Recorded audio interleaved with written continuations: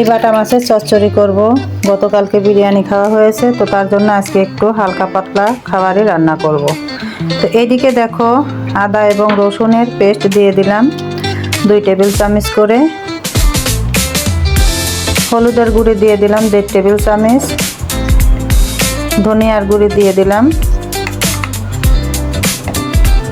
2 table চামচ। ধনিয়ার গুঁড়ি আমি একটু বেশি ব্যবহার করি। তো দেখো, এখানে কাঁচামরিচ ব্যবহার করব, তার জন্য অল্প পরিমাণে মরিচের গুঁড়া ব্যবহার করলাম।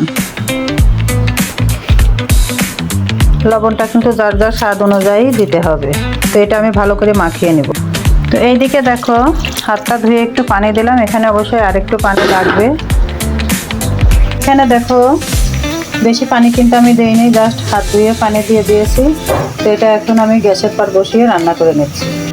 তরকারিটা নামানোর আগে দেখো, ভাজা জিরার পাউডারটা একটু ছিটিয়ে দিচ্ছি। 2.5 টেবিল চামচের মতন ভাজা জিরার পাউডার দিয়ে দিয়েছি। তো দেখো, তরকারিটা এখন একটু নেড়ে দিব। তো বন্ধুরা দেখো, আমার রান্না তো একটু ব্যতিক্রম ধর্মী, আমি বলেইছি। দেখো, আমি এক চচ্চড়ি কিন্তু 2 বার করে পানি দিয়ে করি, সেই চচ্চড়িটা খেতে ভালো লাগে।